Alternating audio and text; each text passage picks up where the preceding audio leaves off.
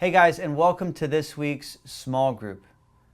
Now we've been at this theology of work for the last few weeks, and today we're continuing to ask this question: how do we make the best out of a bad work situation? And the answer is that attitude is everything. So we're going to look at the story of Joseph through the lens of the theology of work that we have been talking about for the last few weeks. But before we do, describe to your small group the worst work environment you ever had. And looking back, being honest, how did you contribute to that bad work environment?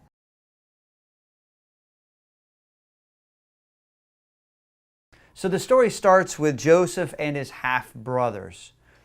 Now they already don't like him because his father shows him favor over the rest of them. If you know the rest of the story, Joseph's father was really in love with Joseph's mother, but back then, you could marry several wives, and it was just a big mess.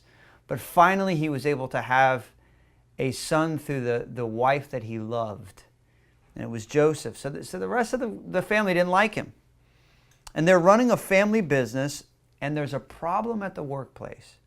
Read Genesis chapter 37, verses 2 through 8.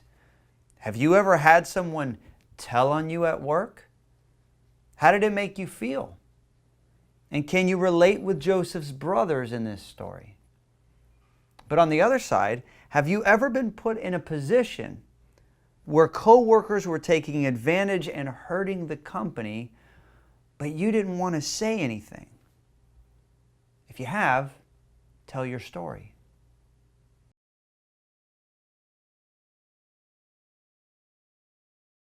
So after these passages that we just read, Joseph's brothers kidnap him and sell him into slavery.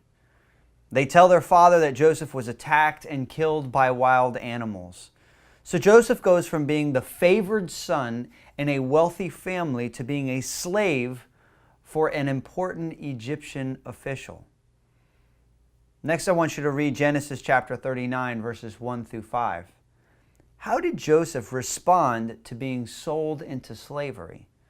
Was his success completely supernatural? And if God wanted to bless your work, what might prevent him from blessing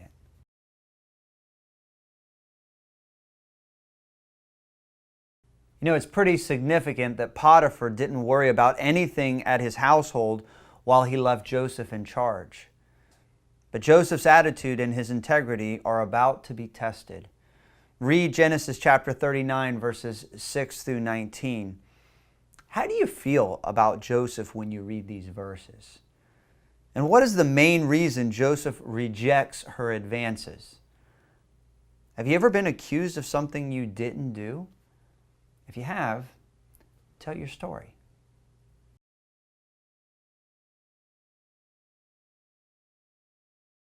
Now, the one thing I don't want you to miss is that Joseph doesn't maintain his integrity simply because he was loyal to Potiphar or simply because it was the right thing to do.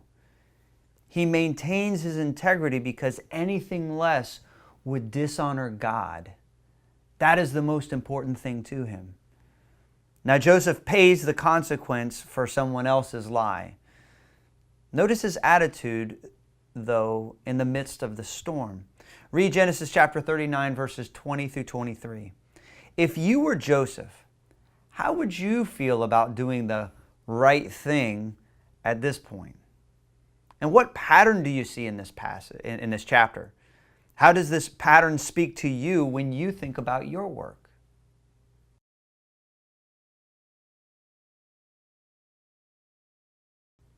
So the next part of the story is that while in the dungeon, Joseph meets two king's officials, or two officials from Pharaoh that were being punished. That was the Pharaoh's cupbearer and the Pharaoh's baker. Both of them have dreams that they cannot interpret, but Joseph interprets it for them. The cupbearer was to return to the Pharaoh's service, but the baker would be put to death. The only thing that Joseph asks of the cupbearer is that when he is freed and sent back to Pharaoh, that he would mention Joseph's story to Pharaoh so that Joseph could be freed as well. Unfortunately, the cupbearer forgot all about Joseph for 2 full years, until, that is, Pharaoh had 2 dreams that nobody could interpret. Read Genesis chapter 41, verses 9 through 41. This is a longer one. How did this payoff work out for Joseph? And does it always pay off like this to work with integrity? And how was the work Joseph was about to do more meaningful than all the work that he had done in the past?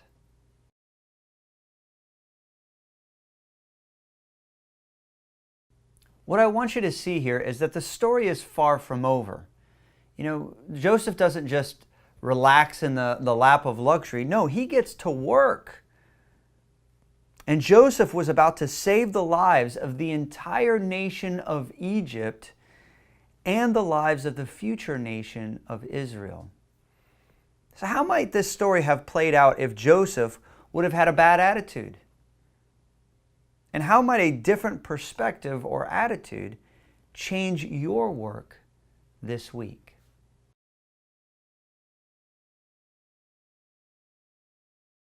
Next, I want you to close in prayer. Ask God to give us a perspective that brings passion to our work. And remember that attitude is everything. Have a great rest of your small group, and we'll see you next week.